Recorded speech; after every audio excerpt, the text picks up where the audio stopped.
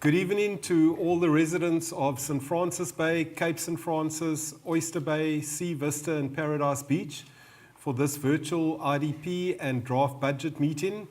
Due to COVID, we unfortunately cannot come out to the communities and hold physical meetings, and that is the reason why we have got a virtual meeting tonight. And we, as you know, we are live on YouTube, and what we encourage is for you to leave your comments and queries in the comment section of YouTube, and we will engage with the residents as we go along through the evening. I'll just mention the email address that comments and queries can also be sent to, and that is idp@kouga.gov.za. That email address will be made available throughout the course of this meeting, and we will therefore make that available later on as well. So tonight I'd like to welcome our Honourable Mayor, Horatio Hendricks, who's sitting next to me, and we've also got our IDP Manager, Colleen Dreyer. Welcome to the Municipal Manager, Charles Duplessis, as well as our directors and other staff members. A warm welcome to everybody on this cool, heading into winter's evening. And without any further ado, we're going to get going, and I'm going to hand over to our IDP Manager, Mrs. Colleen Dreyer, who will tell us what the purpose of this meeting is. Thank you, Mrs. Dreyer. Good evening, everybody. Good evening. The IDP is a government-initiated process that municipalities follow in preparation of their 5-year strategic plans for developments. It is an instrument that provides guidance on the budgeting and decision-making processes of municipalities. It can also be seen as an umbrella plan for a specific municipality and the areas falling within the municipal borders. It coordinates the decision-making and budgeting of the municipality in the improvement of the quality of life for the community of a particular ward. An efficient IDP makes provision for social and economic development of an entire area within the municipality. The IDP, as such, provides for the overall framework for land use management, infrastructure development, and the protection of the environment.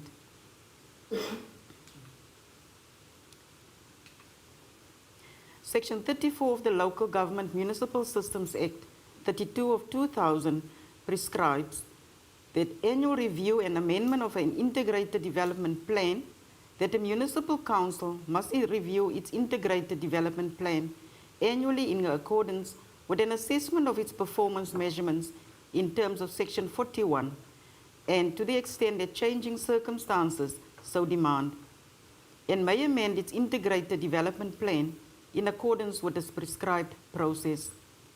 The legal framework, contents, processes, and procedures relating to the IDP originates from Chapter 5 of the Municipal Systems Act, Act 32 of 2000, read with Section 21(1)(a) and B, 22(a)(1) and 2, and 17(3)(d) of the Municipal Finance Management Act, Act 56 of 2003, which will also refer in abbreviated form, the MFMA, as well as Section 17(3)(d) of the MFMA. It stipulates that any proposed amendments to the IDP following the annual review of the IDP in terms of Section 34 of the Systems Act must be tabled by the Mayor together with the budget.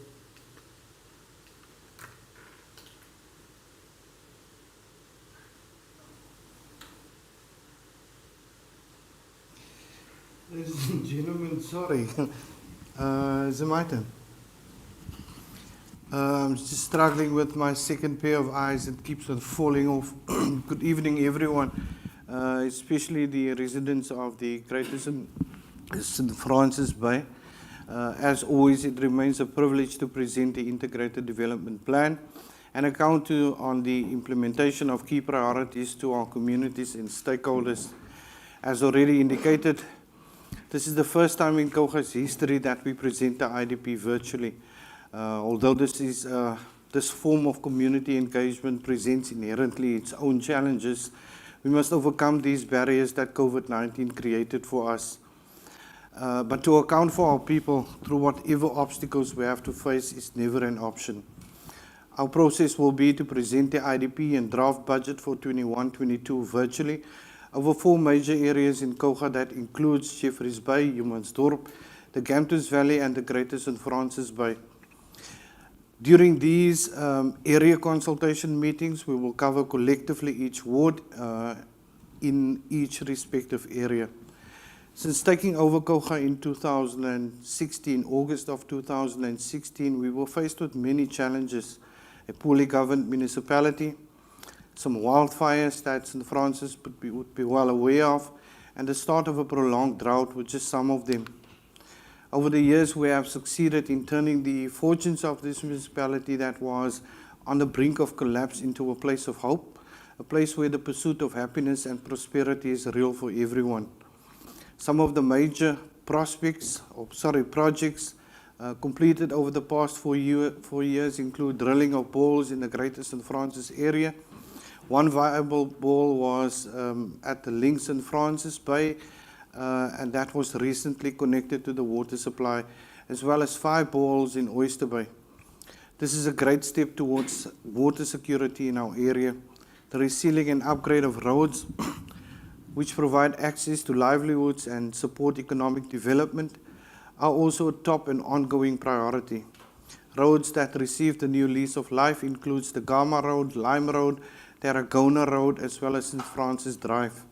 The 31 million rand upgrade of the Sivesta wastewater treatment works was completed in February of 2020. The upgrade has more than doubled the plant's capacity, paving the way for the unlocking of the long-awaited Sivesta 2000 RDP project. The newly constructed Sand River Bridge was unveiled in September of 2018 at a cost of 43 million rand. We are furthermore in the process to fortify the spit that separates the ocean from the St. Francis canals with rocks. The first section of over 200 meters was recently completed, with preparations underway to strengthen further 100 meters.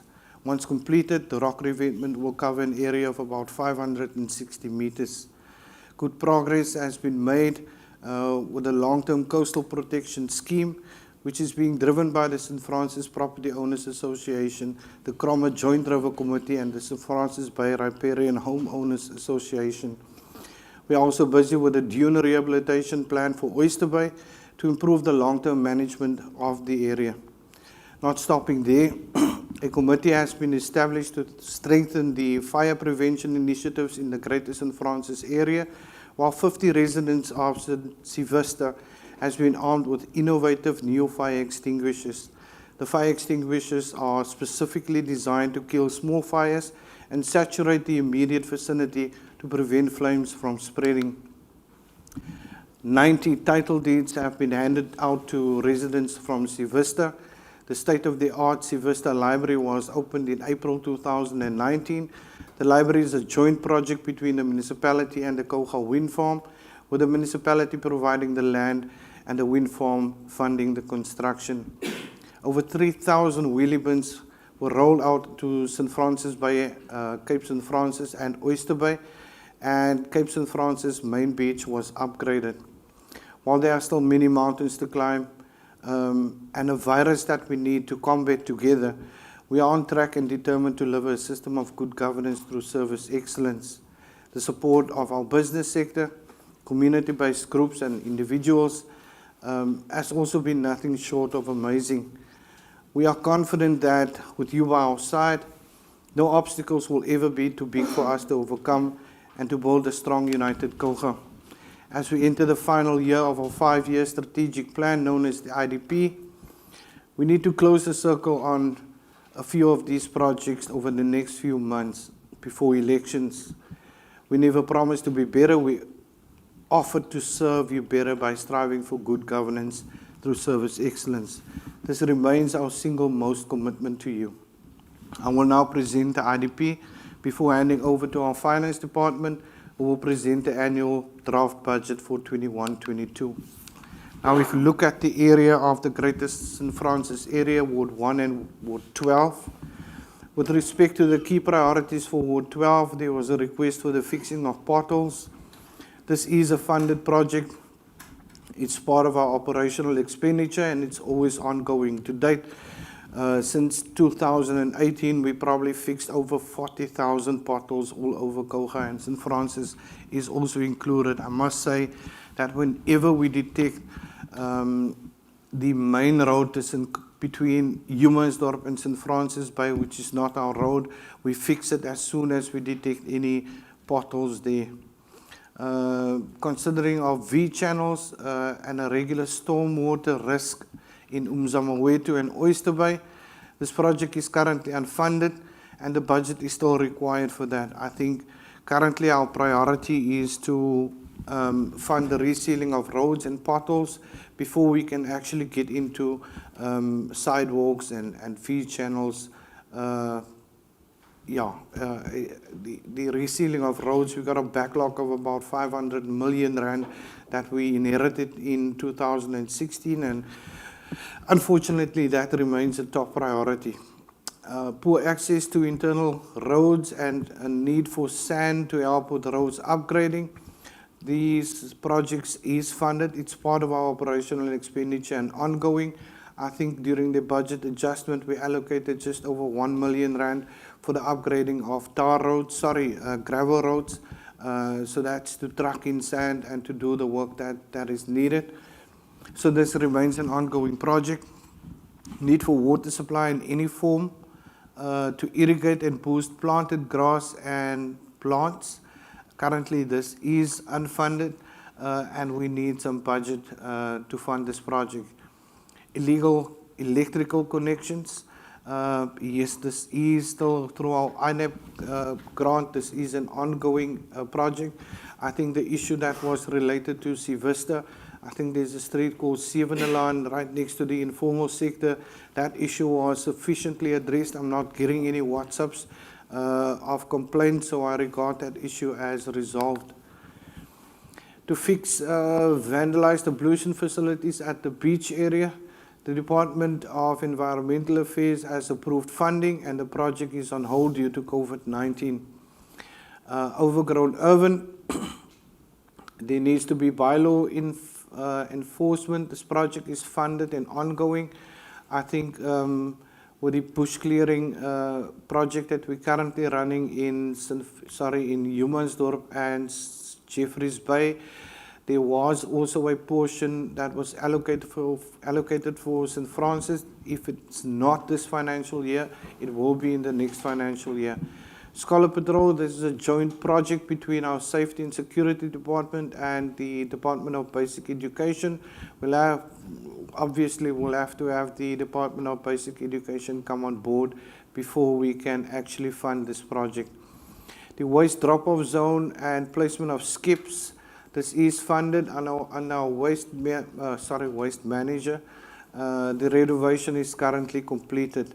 The maintenance of clinics and operations thereof, this belongs to the Department of Health. This is not our mandate, and I will have to handle this during our IGR meetings. Stray animals, this is a problem all over Kouga Municipality.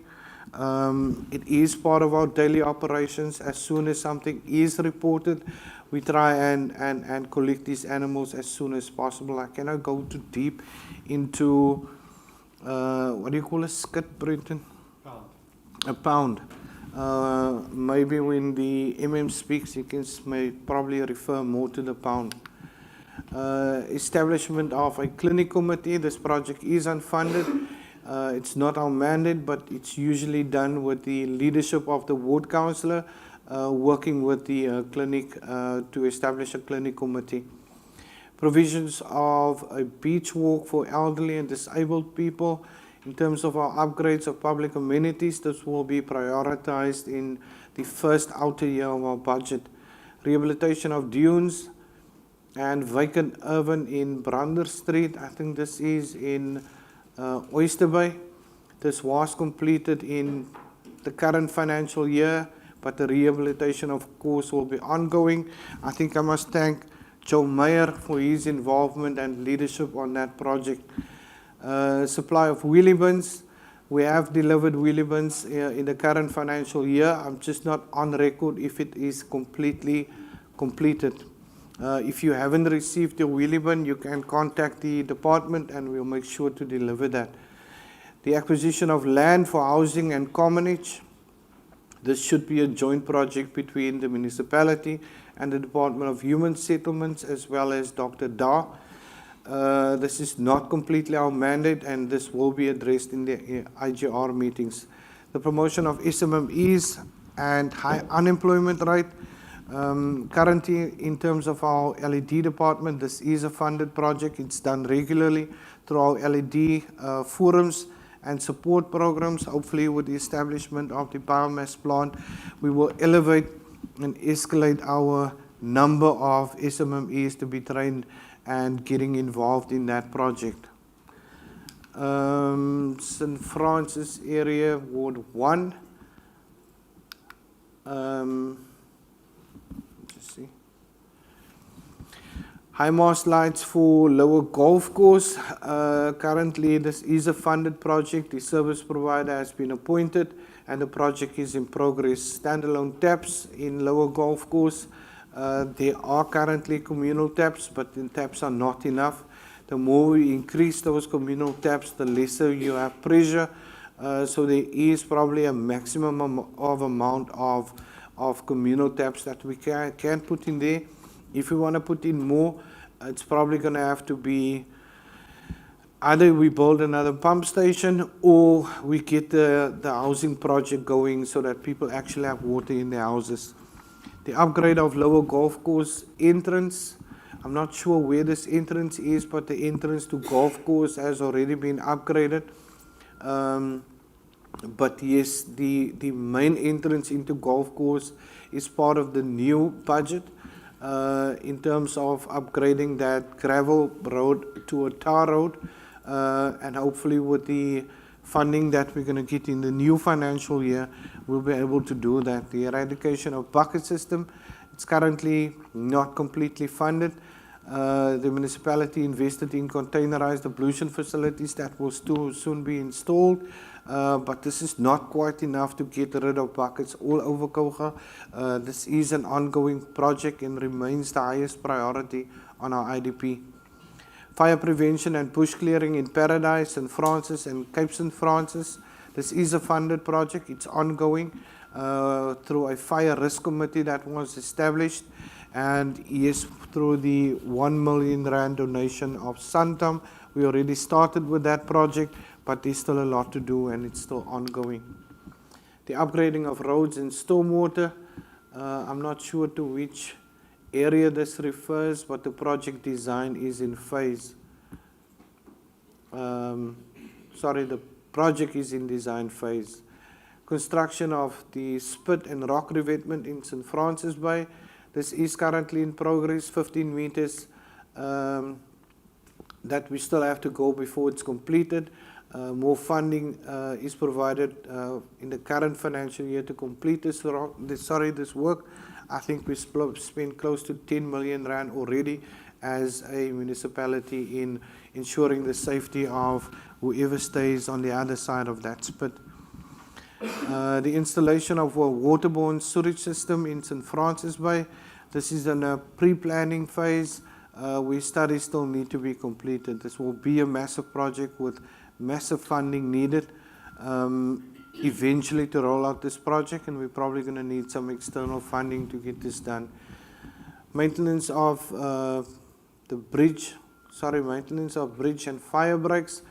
This is ongoing through our fire department. They identify the high-risk areas, and we get, I think, much support from working for fire and working for water, who's got teams and regularly take care of those fire breaks. The construction of houses in the Lower Golf Course, I think it's called the Kouga Municipality 400 or the Golf Course 400. Currently, this is one of the block projects due to the lack of infrastructure, bulk infrastructure. However, I will be addressing this through our IGR meetings. The tarring of the Gama Road in Cape St. Francis, a section of the Gama Road and in St. Francis was already resealed. We still need to do the rest of that portion. The installation of high mast lights in the Lower Golf Course, currently this is unfunded.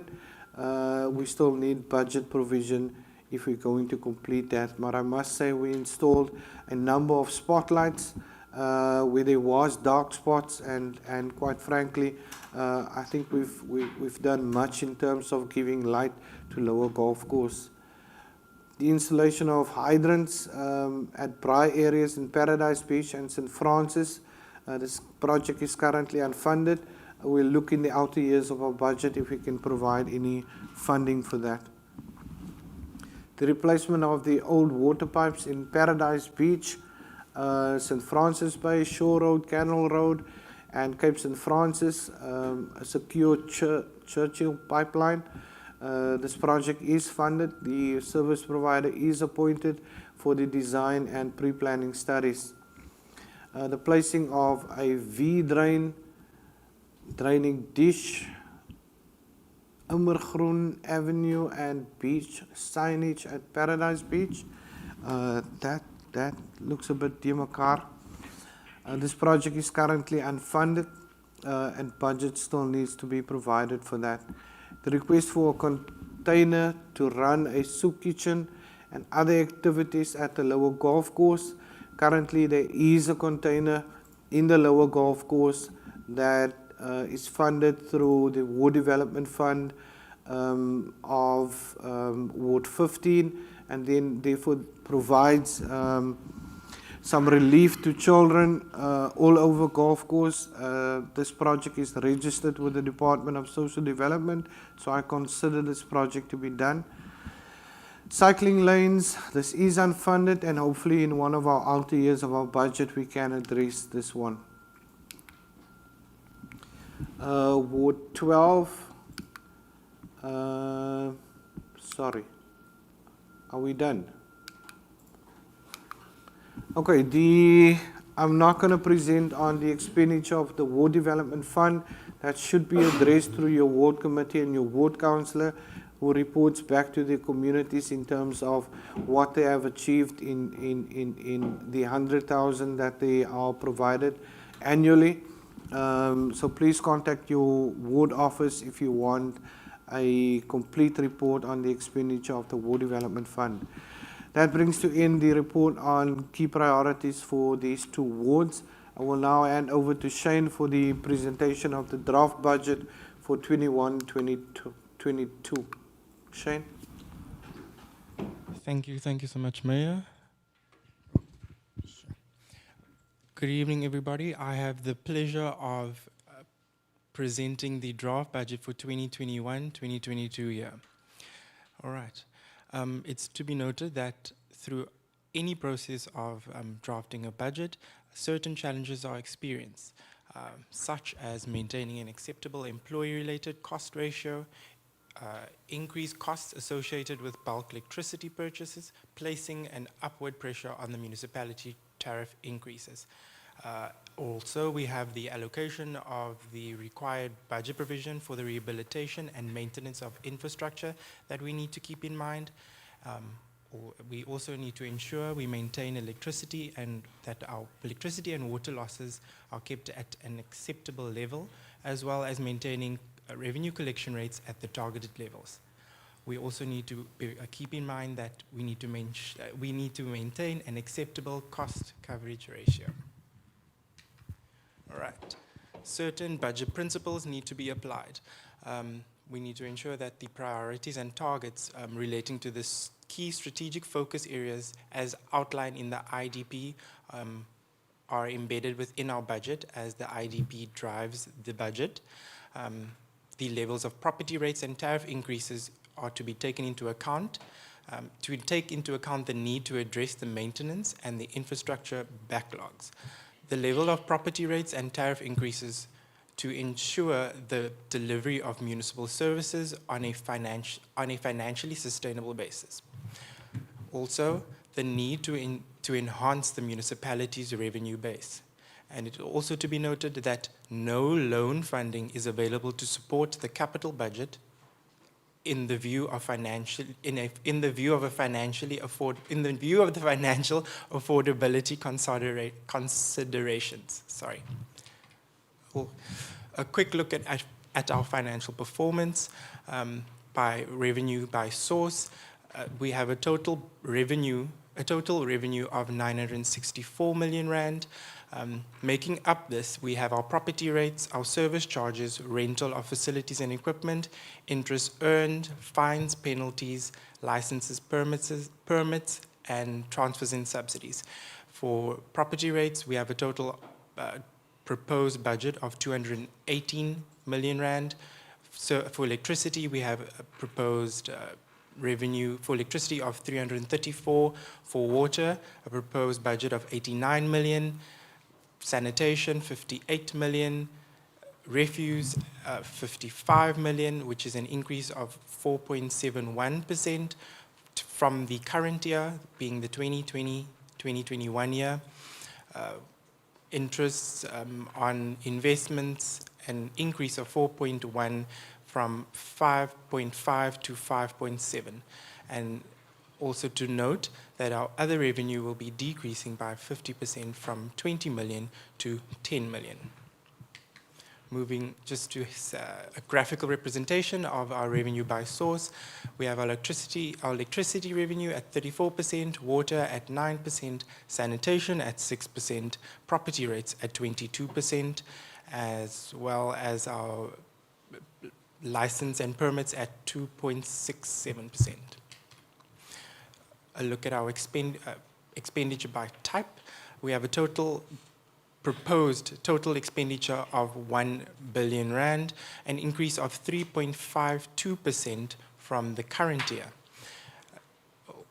Just a quick look, we have our employee-related costs sitting at 378 million rand, depreciation, a non-cash item of 53 million rand, finance charges of 716,000 rand, a reduction of 48%, owing to our long-standing loan nearing its end.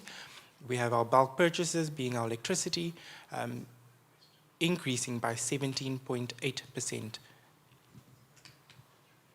A graphical representation of our expenditure by type. We have our employee-related costs sitting at 35%, our depreciation at 8.55%, bulk purchases at 26.99% of our budget, contracted services sitting at 7.32% of our budget. Moving on to our tariffs, we have our property rates, a proposed property rate tariff for the 2021-2022 year of 5.25%, water at 7.1%, sanitation at 6.5%, refuse at 6.5%, electricity increase of 14.59%, and no change in the environmental management fee. A look at our cash flow statement. You can see we have a cash and cash equivalents at the beginning of the year for the 2021-2022 year of 90 million rand, total receipts at 951 million rand, payments at 996 million rand, bringing us at a net decrease of 44 million rand.